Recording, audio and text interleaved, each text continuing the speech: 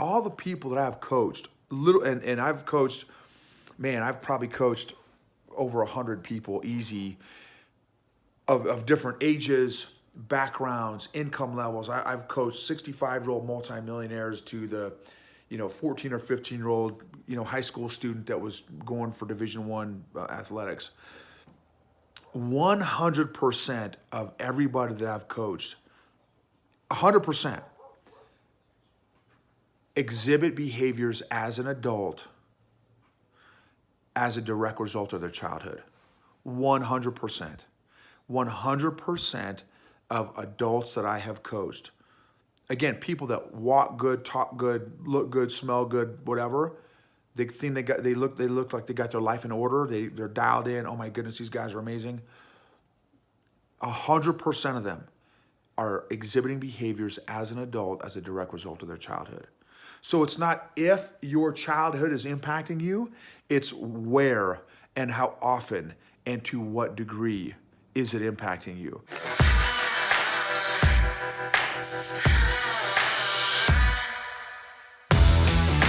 Welcome to the EQ for Entrepreneurs podcast. Like most business owners, you already know you need good business and marketing strategies to scale and be profitable. But at some point, you've hit the dreaded wall where you feel stuck and frustrated.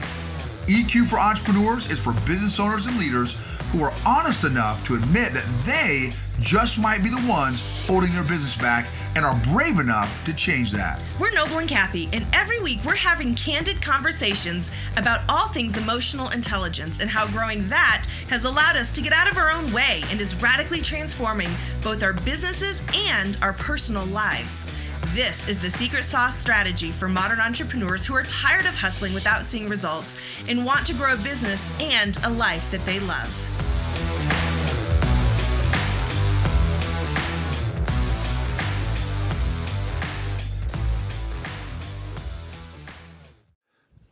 Entrepreneurs, leaders, and influencers. What's up?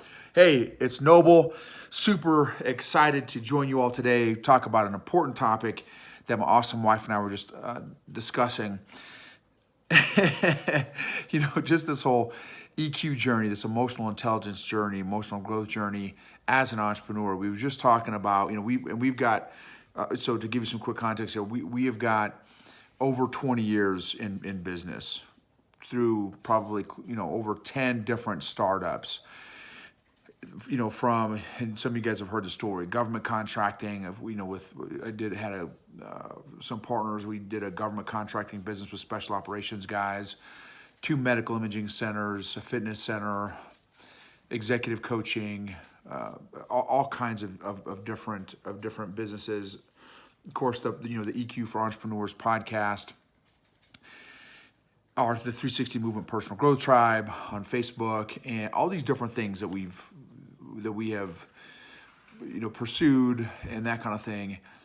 And we got our start in home-based business, right? That's where we started, kind of cut our business teeth on, was home-based business and stuff, network marketing, affiliate marketing stuff.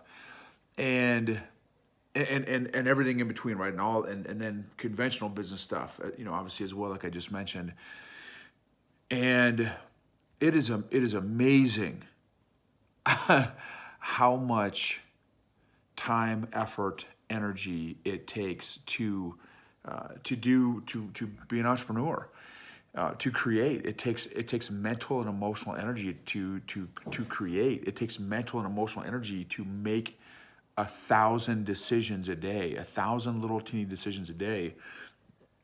Excuse me. It takes a tremendous amount of emotional energy to be an entrepreneur in times of crisis, in times of uncertainty. I mean, almost by definition, an entrepreneur, it's almost like an entrepreneur is perfectly positioned for such a time as this, with all the pandemic stuff going on, with all that stuff going on, because almost by definition, an entrepreneur, it almost means uncertainty, right? I mean, it's almost like there's not 2 days of an entrepreneur life that is the same, especially when you're in that initial 3 to 5 year startup phase. Every day, and not just that, it takes emotional energy, emotional intelligence to wear 10 different hats. You're pulling from different sides of the brain. You're pulling from different parts of who you are, of your personality. You can't exclude your emotional intelligence from being an entrepreneur. It absolutely will limit you or propel you one way or another. And I'm just so thankful that through this entrepreneur journey, we have finally, over the last 3 years, became so intentional at this emotional growth journey because I just have been shocked at all the different ways that our EQ impacts us as entrepreneurs daily, hourly. Every decision is filtered through our emotional intelligence grid, our emotional maturity grid. I just talked with a buddy of mine recently who works with another guy. They're both very, very successful entrepreneurs. And the particular industry and market that they're in has gotten slammed, absolutely body slammed. And both of them are doing very, very well, literally the month before. And boom, the pandemic hits, and both of them responded differently to the pandemic. One, completely kind of freak out mode. The sky is falling. What are we going to do? We're not going to survive this. We're going to go under, all this stuff. And the other guy responded very differently. And so how are you responding through all this? How are you handling it? What are your coping mechanisms? What are your survival mechanisms? How are you seeing your emotional maturity playing out in your daily decision making? How are you seeing your emotional intelligence playing out in your daily decision making with your business partners, with your staff, with your employees, with your colleagues? Are you shorter? Are you edgier? Are you more terse? Are you have you lost your temper more frequently? Have you gotten more, angry more often? Or do you do the other thing? Do you go into your cave? That was my deal. Before my emotional growth journey, I was the caveman guy, right? So I would go in, if I got triggered emotionally, I would go into my emotional cave for, a good 3 to 5 days and just not talk to anybody. Like literally, make a couple grunts at my wife or my kid and until I came out of this emotional cave. And the crazy thing is, it wasn't even conscious. It wasn't even like I made a conscious decision, like, okay, I just got triggered emotionally, so I'm going to go into my emotional cave until I figure out what's going on. It wasn't even that. It was all subconscious. So that's the other crazy thing about this our emotional intelligence and emotional growth journey is that it can impact you in ways that you are not even aware of. Other people are aware of it. Your spouse is aware of it. Maybe your kids are aware of it. Your partner, business partner is aware of it. But you are not even aware of how your own emotional intelligence, your own emotional growth is currently impacting you. So how can you grow in that area? How can you be more intentional, right? And we've talked about some of the previous episodes of the podcast and stuff, or YouTube channel, Facebook group, whatever you're watching this at or listening to this at. We have addressed some of our processes and systems that we have put together and used. And, we'll be talking more about some of the different systems and processes that we use too in future episodes. But you really have to be intentional, or I would encourage you guys, I would encourage you, because all of us, if you're listening to this, you are a leader, you are an influencer, you are an entrepreneur. You want to make the best decisions, not only for yourself and your own family, but also for those that are in your company and your staffs and your teams and your organizations and your customers. You want to add the most value. You want to provide the best quality product or service that you can. And unless you are intentionally growing your emotional intelligence, you will be limited by it.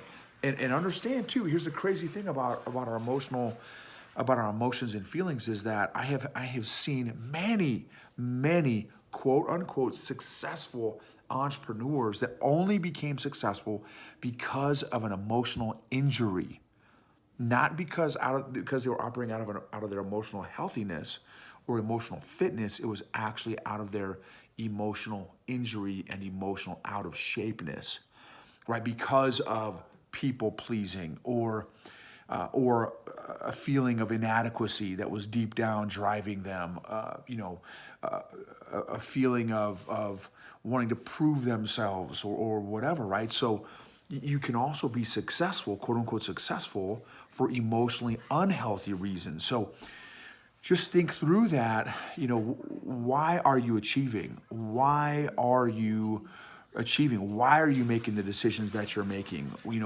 Are you coming from an emotionally healthy place? Are you coming from an emotionally bad place? Are you operating out of some feeling of insignificance, insecurity, unworthiness, unvaluable, unqualified?